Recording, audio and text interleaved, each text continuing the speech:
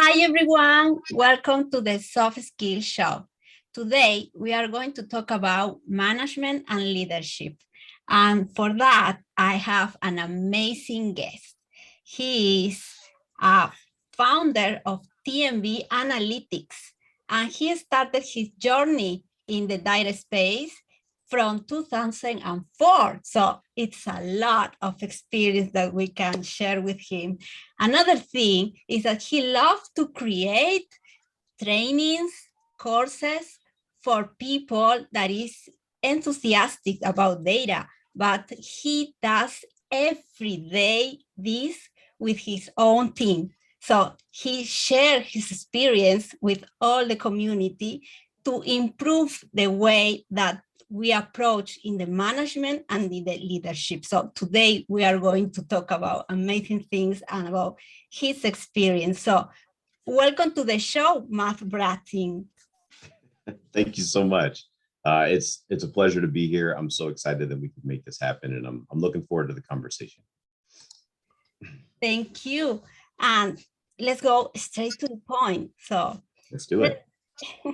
So tell us about, because there are two scenarios. We have some management with teams that are data teams, so full of data professionals. And then we have the management for teams that have one or two data professionals, but they are not a data team. So how could be the best approach to manage the talents of the newcomers of the team, and of course the talents of the people that is already part of the team? So any suggestions? So the question is, as a manager who's got a team and you have new people joining the team, what is the best way to incorporate those individuals into the team so that they can be effective as fast as possible? Is that right? Yes. Okay. So I think there's going to be a lot of different philosophies and approaches on this thing. So anything that I say, this is just sort of born out of my experience since I began in this space. So I would say that I have been very lucky to have had, I think I've reported to 9, maybe 10 different CFOs over my tenure, and a lot of different managers, directors, and VPs in between. So I've got to see a lot of different leadership styles, a lot of different ways that people work with people, what's effective, what's not, who are the people that people look up to, who are the people that they maybe don't. So I like to draw from all of those experiences. And I think what is most effective, it shouldn't be shocking. It comes down to respect and communication. So if you have a new member to the team, number one, making sure that everybody is on the same page with who this person is, what they bring to the team. And then at the same time, making sure that new individual knows this is what this team is that you're joining, and this is your role within that team. I think that part gets overlooked a little bit, where sometimes companies are moving so fast, they hire people, they bring them on, and then like there's no training, there's no onboarding. You just start throwing little tasks at them, and then they're kind of spinning their wheels trying to figure out what's going on. It doesn't take a lot of work to make somebody feel welcome, to make them feel like, hey, you're here, we hired you with good reason, and this is that reason. Now, and then carving out time where you don't have immediate expectation of delivery, because everybody knows a new hire is not going to be up and running at full speed like that.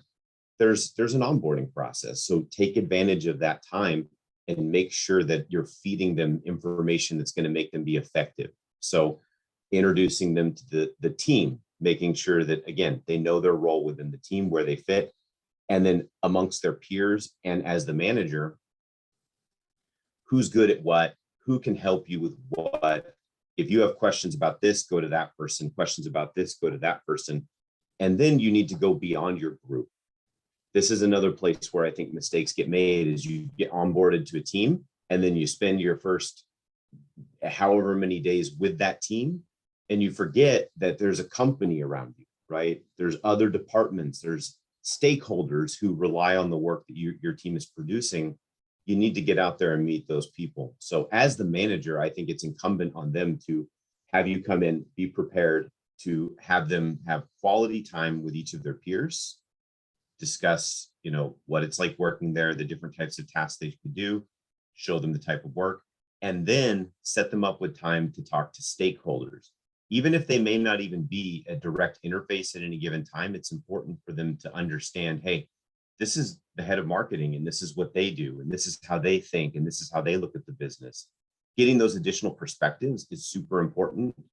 And I would also very strongly encourage the new employee that your ideas are welcome here, but I want you to do a lot of listening while you start so that you can really digest. We don't expect you to offer up solutions in your first day, right? We want you to listen. We want you to take it in and then come back when you have ideas that have sat for a while and you've had a chance to think through. So I think it's just in being prepared and knowing what your goal is and communicating that goal. All roads lead back to communication and soft skills. So yeah, I love that. And I really love the part that you say that it's not only with the team, but also with the stakeholders, because also the stakeholders need to know what is the function of the new person as a part of the team, but at the same time, to know which are for example, if I am the new one, to know the stakeholders, what kind of information I can gather from them, how can we, in this case, can I use the information, the data that they have, and this is amazing. So another important thing is about the feedback, because sometimes it's like, okay, I have present you, I have done this onboarding. I love this onboarding that you have suggest. Another thing is about the feedback. So because the newcomers can, when everything goes okay, so it's like people is happy, but then we don't know if everything is going okay or not, if I am doing the things that are that they expect. So how can you say what kind of things as a feedback we can do? So after 2 weeks, in a month, doing some meetings, or what is your suggestion? As a person who, this is a new team member, it's also important for you to not only get to know this other person and how they learn, but how they like to take feedback, and making sure that they're open and willing to also give you feedback. Like I don't necessarily know how that new person learns, so I'm going to have to ask. And then they're going to have to be open enough to tell. So there's a trust process, there's a rapport building process, something that I've only learned as I've gotten more senior, is that I still think of myself as like the analyst, and I don't realize how other people sometimes, especially when they don't necessarily know me very well, they will treat me a way that I just assume they're being honest and transparent and open, but they're not, because, oh, I'm talking to the VP or the director or the senior director or whatever. It's on that person, it's on that leader person to create an environment of trust where you can have that open dialogue. And I think it starts by setting the example. So if you've got a new employee and you've got an agenda, you say these are your first 90 days. So this is the onboarding, this is all the things that I want you to do. Now from there, we're going to start giving you light work so that you can get a sense and start to feel the data that we have and the types of tasks that we do. It's a matter of making sure that you're riding along, you're meeting them where they are in their journey, and you're not like hitting them hard with types of feedback that maybe they're not prepared for and make them start thinking that, oh my gosh, I'm failing or I'm doing a bad job. No, it should be very constructive, very, I'll say, supportive type of feedback, because you're still teaching this person. That doesn't mean you don't have expectations. It doesn't mean you don't have quality standards or any of that. You have to teach that though, right? You don't just have in your mind, I need to see this, but I'm not going to tell you, I'm just going to beat you up over your work and tell you this is terrible. That's not how it works. There are people out there who will behave in that way. That is 100% the wrong way based on my life experiences. So yeah, you got to meet the person where they are and make sure that they understand that this is a two-way street. You need to give me feedback so that I understand, how do you learn? How do you take feedback? What is the type of approach that we need to take as we're working together? And that's going to make things more productive. This is reality. Everybody really is different. And I know there's a lot of people out there who are hard about like, no, this is the way, this is how you do these things. It's like, well, say that to anybody else. And you ask 10 people and they're all going to have a slightly different answer. So I think it's important to be open and flexible. That's another thing that's not discussed necessarily very much in the management space is like, yeah, you're going to have different characters. People are unpredictable. I've had small teams and I've had large teams. And sometimes the small teams with like 3 to 5 people, the distance between character A and character B is so wide. You've got people who are just laser focused, kind of database type people. And you've got the people out there making beautiful presentations and charts and graphs and things. Like they couldn't be more different. And they take feedback differently. They take construction differently. They take development training differently. So you have to meet people where they are and make sure that they understand that they are safe to tell you like, hey, I don't like the way that you're giving me this feedback. Can we do it a different way? And you have to be open to that.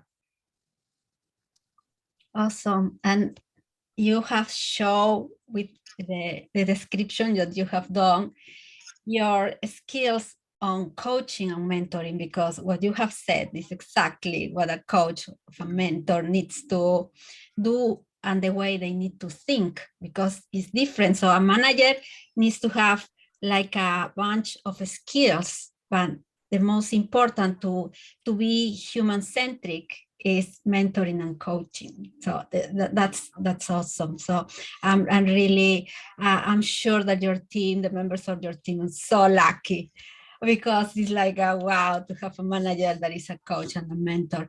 And this brings me another question. When, for example, you are part of these, your manager of these teams and these people. So how do you introduce the idea, for example, for another managers that need to work with data professionals, but they don't know about analytics or they don't know about how to manage data? So do you have any advice for these managers that sometimes they have in their teams data professional, but they, for example, for analyzing data, sometimes we receive a data set that have thousands of rows, thousands of, I don't know, hundreds of columns, and you need to analyze to tell the story of this data, but you cannot do it in 1 hour or in 4 hours. You have to take the time. But sometimes people that is not related with data, they say, okay, you are taking a lot of time. So what are you doing? And sometimes it looks like you are doing nothing because you are just watching the the screen, and it's like, what are you doing? So do you have any advice, or when you talk with some managers in the companies, how to approach this with the data professional? Yeah, this is real. Like this is absolutely a realistic, a question rooted in reality. I'll say that. And you have varying degrees of data literacy that exist throughout an organization. Some groups are inherently more data centric than others, and some are more data minded than others, where they have a better sense for just what it means to work with data. And I don't want to sound patronizing and say like, oh, it's an education process. We have to teach the other entities or departments about these things. This is another thing that I see a lot in the space where people talk, analysts put ourselves up on a pedestal, like we are the experts of everything. And I just don't see it that way. We're partners, right? We are more like a centralized hub, and our job is to help bring the team up to speed, elevate the teams in the way that we can. Our job, like we don't know each role better than the respective teams, or at least we probably don't. But we should know enough that we know what they need to be supported. So the reason I build all that out before I actually answer the question is like, there's this foundational perspective I think that needs to exist. Because if you come at it from we are the experts, then you get a lot of push. Like you get a lot of, this is what you need and you need to take it and be happy and go do big things. That's not going to be received well. But if you come at it kind of like the new employee, right? The new employee example, as a leader, if you go and partner like with marketing, like, hey, I understand you've got this question, let's talk about it. And then through that engaged process, like this is before a task has been asked, this is before anything, this is the scoping, this is the building of rapport interdepartmentally, where you ask the questions, they get to see how you think, you get to see how they think. You get to basically state back to them what their request is throughout the process. You're doing the scoping by asking probing questions. So this is the question you want to answer. Okay. And you need it like this, and you want to see it from this time frame, and that's going to help you do this. Okay, so here's what I think we're going to need to do. We're going to need to take this, and we're going to need to take that, and we're going to have to do this. These are some other things, and that's based on this. Does that sound right? So it's a dialogue. It isn't a push. It's a give and take. And then once you come to an agreement, I think it's also important for the manager to, I protect is a strong word, but to sort of like bear in mind the best interests of their team and what their capacity is, and be attuned to the things that are going on. What are our priorities? Where does this fit in our priorities? And then give a realistic assessment back to the stakeholder. Okay, based on everything you've said, I'm going to put this with so-and-so. This is the sort of thing that it's going to take us, X number of days. And I think we can get you a draft at this time. Is that okay? Like you're continually making sure that there's alignment with expectations, with deliverables. And then it's not just like go off in the corner and stare at a screen. No, there should be engagement. There's going to be follow-up. You're not going to get all your questions answered. But it's about that engagement and making sure that they understand that, hey, we're all on the same team here and working together. That's where you sort of like bridge this gap, or at least that's how I've seen it be bridged effectively comparatively to other experiences I've seen. Oh, thank you. Thank you so much for the advice, because I have seen in so many companies this, for example, when arrive a new data engineer and where is the data? What is the kind of data? So put the things in the right way. It's not easy, take sometimes. And sometimes after 2 months, it's still trying to build something and say, some people can say, oh, but so we need results, no? Money. We're paying you.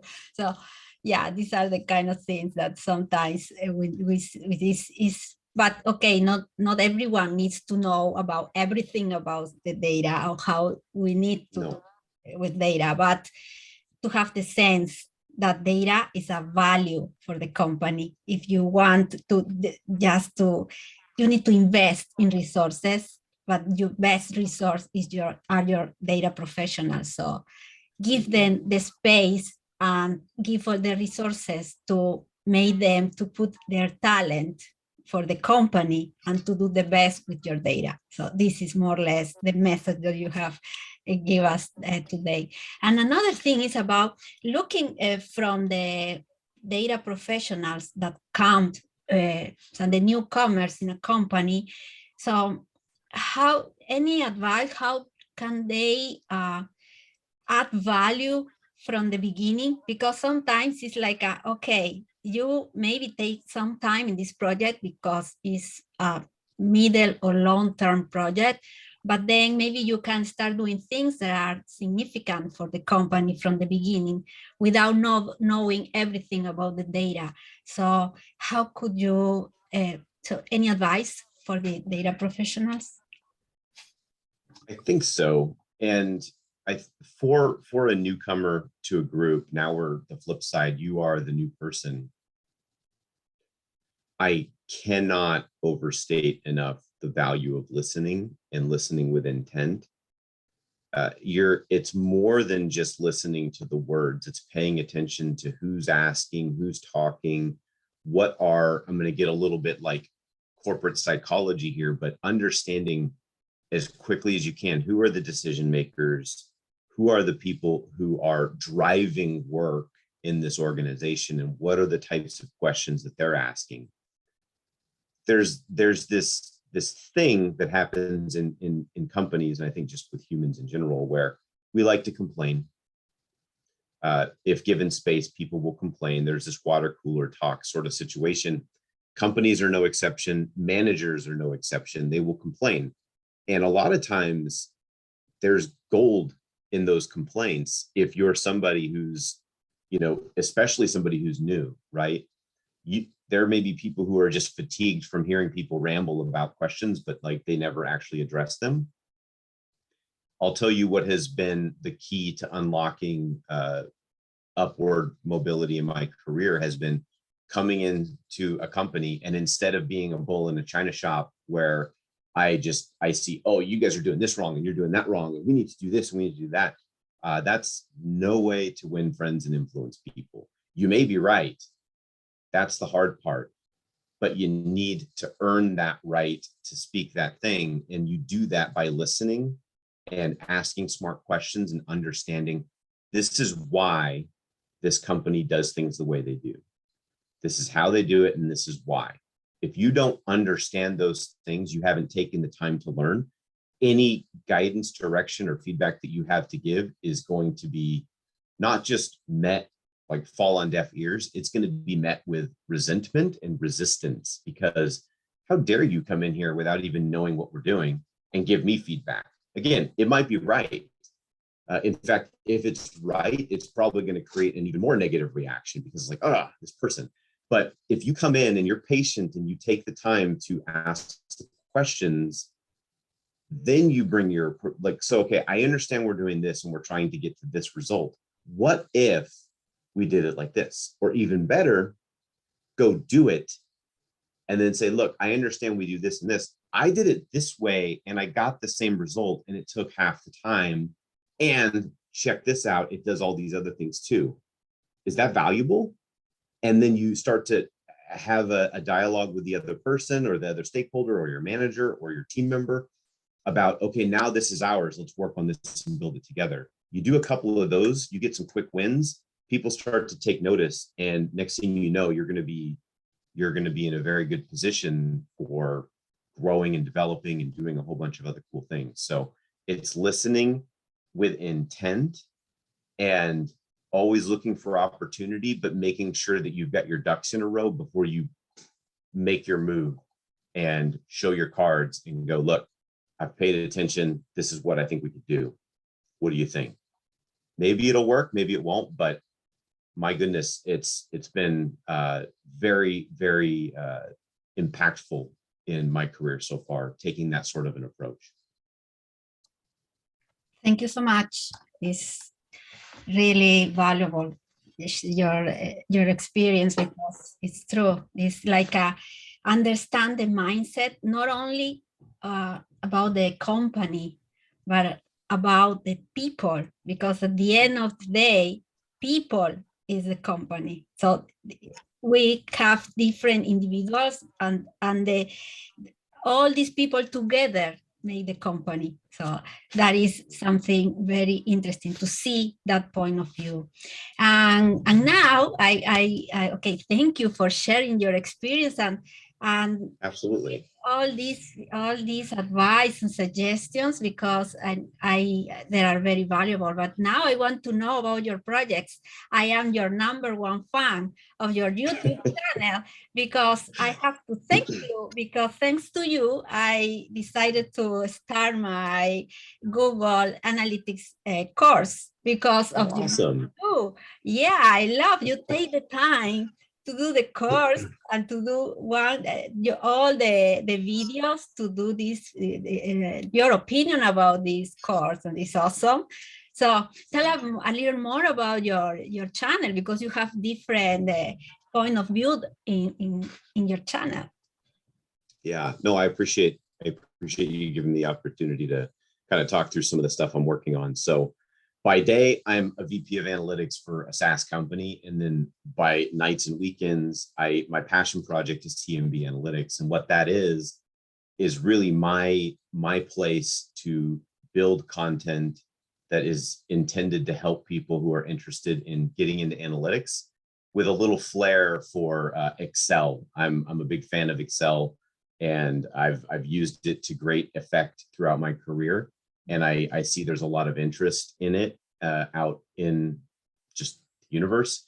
So I'm also doing a lot of Excel focused stuff. But in general, so if you're interested, I guess, in getting to know me, you can check me out on LinkedIn, just linkedin.com/in/Matt Brattin.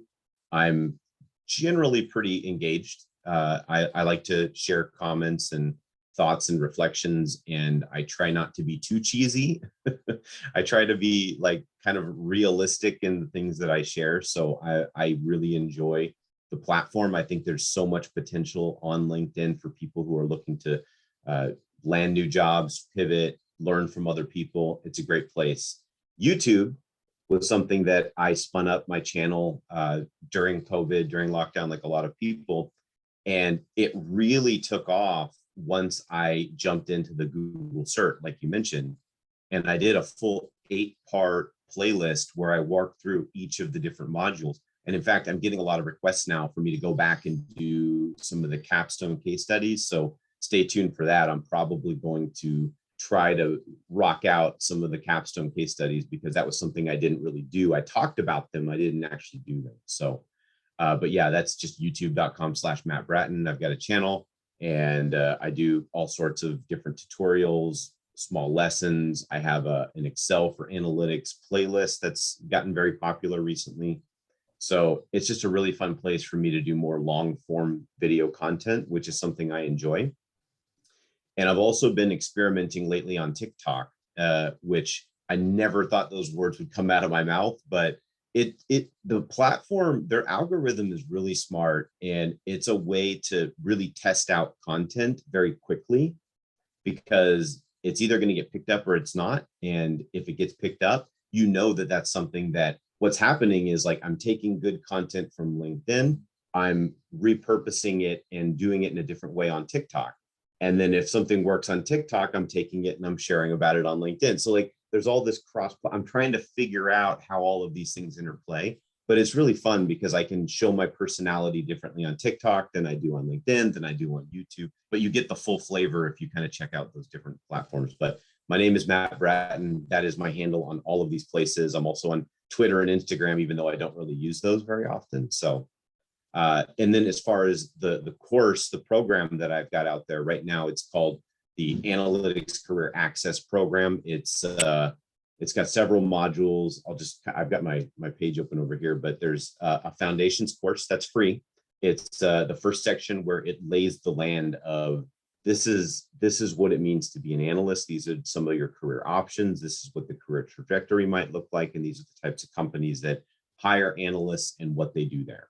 Roughly speaking, it lays the table.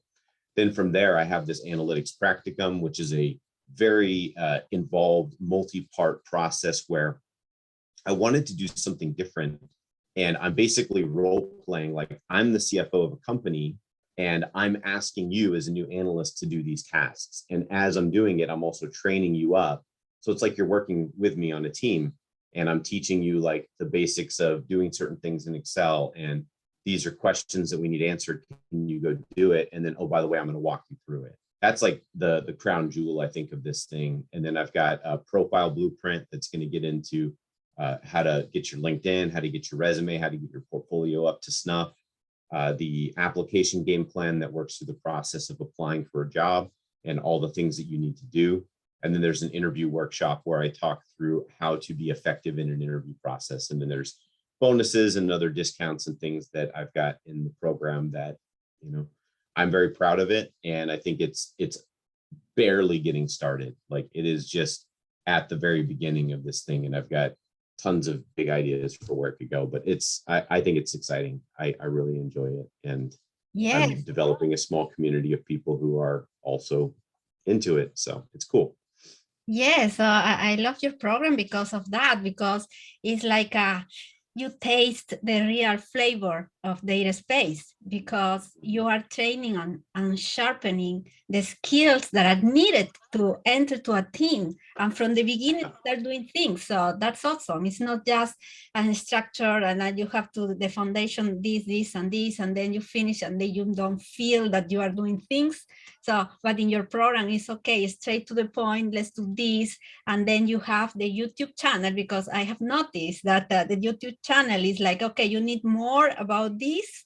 So go and watch my tips and tricks about Excel, or then you have a career path to in one of your lists in your channel that I love a lot, because sometimes there are some doubts. Maybe I can do it. I love data, but I don't know if I can do it. So you explain very well. And I like that you share your own experience. So you show yourself about how was your beginning and the doubts that you had and the things. So this is like something that I say, okay, Matt Brattin had these fears at the beginning. So it's normal. So I can do it too.